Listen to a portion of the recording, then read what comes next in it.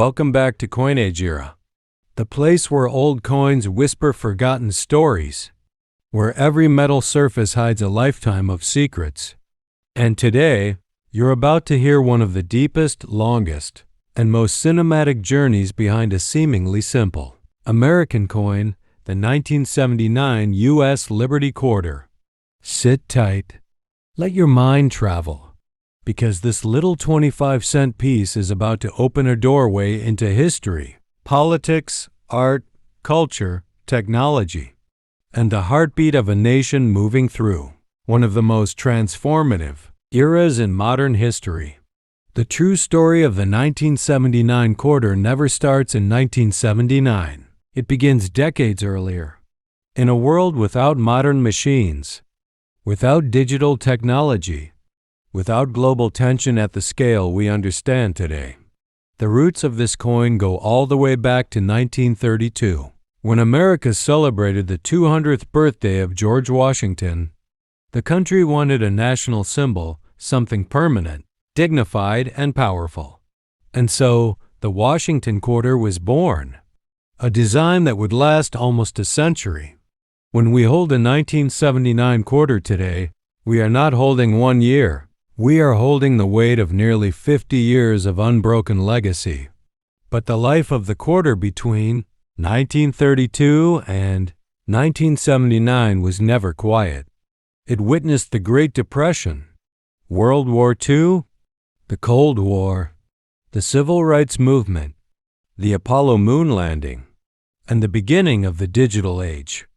Imagine this: the design on the 1979 coin is the same design that soldiers carried overseas in World War II, the same design that families used during the ration years, the same design that teenagers used in diners and jukeboxes in the 1950s, and the same design that traveled through the hands of America during the space race. By the time we finally reached 1979, the Washington Quarter wasn't just a coin, it was a national companion, a survivor of history, and a witness to decades of change. Now picture America in 1979, a year full of tension and transformation. Inflation was high. Energy prices were exploding. Unemployment was rising. And the economy was shaking. People were worried, anxious, uncertain about the future. Every cent mattered. Every coin mattered. And during this difficult atmosphere, the quarter became one of the most used and most essential coins in circulation. Telephones needed quarters. Public transport needed quarters. Vending machines needed quarters. Arcade games needed quarters. Video booths, laundromats, toll gates, almost every part of daily life depended on the quarter. This made the 1979 quarter one of the most circulated coins of the late 20th century. Wherever Americans went, from small towns to big cities, the 1979 quarter traveled with them, carrying their stories. To understand the composition of the 1979 quarter, we must rewind again to 1965, the year America removed silver from its coins. Silver prices were rising so quickly that it became more expensive to make quarters than their face value. So the U.S. Mint changed the formula forever, from pure silver to a copper-nickel clad structure. By 1979, the clad era was in full swing, but collectors had mixed feelings. Some missed the shine of silver, others embraced the new metallic look. But no matter the opinion, the 1979 quarter represented the modern evolution of America's currency: strong, durable, affordable, and ready for the future. 3 major mints produced the 1979 quarter: Philadelphia, Denver, and San Francisco. Each mint contributed something unique. Philadelphia coins carried no mint mark, a quiet signature of the nation's oldest mint. Denver coins carried the bold D, struck sharply with industrial precision. But San Francisco did something special. They produced collector-grade proof coins, and because of that, The San Francisco Mint experienced one of the most unexpected twists in U.S. minting history, the Type 1 and Type 2 S mint marks. The first S was soft, fuzzy, almost blurred, while the second S was sharp, refined, and beautifully crafted. This small change transformed the 1979S proof quarter into a major collectible.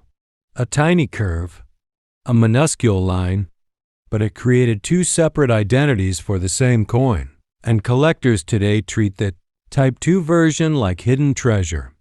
What makes the 1979 quarter even more interesting is the deeper symbolism of its design.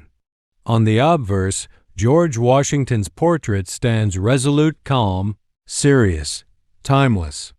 This design wasn't chosen randomly.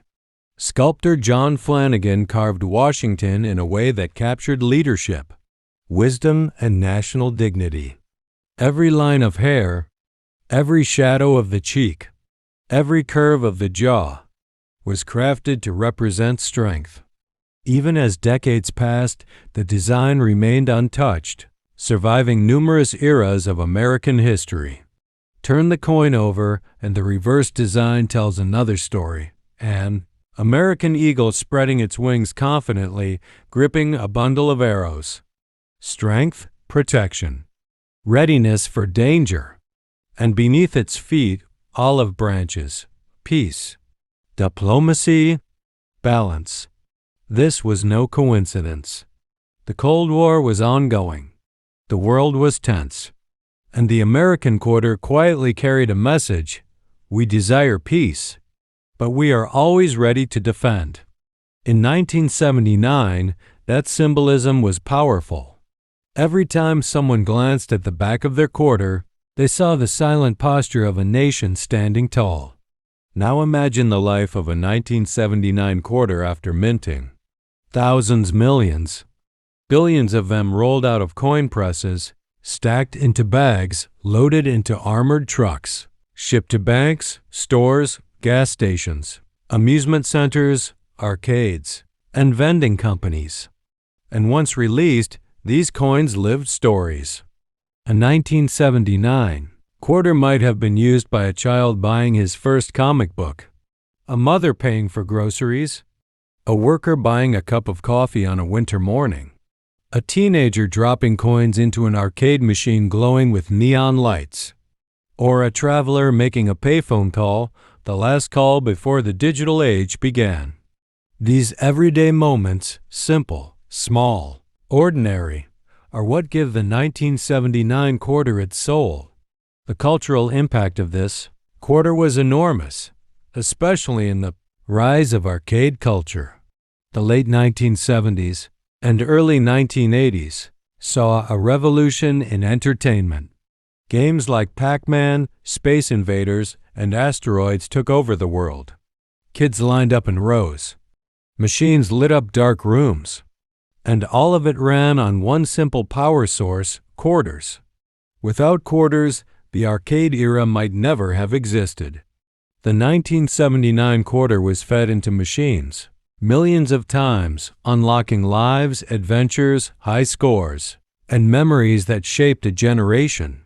Many adults today still remember the weight of quarters in their pockets, the excitement of each insert, the thrill of trying one more time.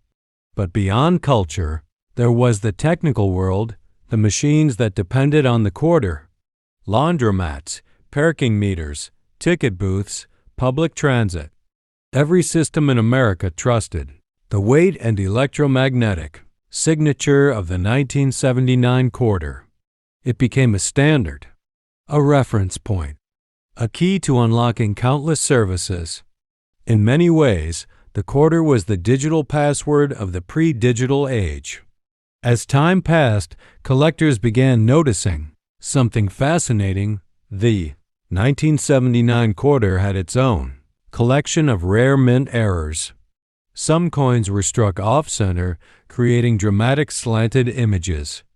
Others had clipped planchettes where a small curved portion of metal was missing. Some had doubling on letters or numbers, creating ghost-like shadows. Some were struck on the wrong planchettes, copper cent planchettes, nickel planchettes, creating rare and valuable mistakes.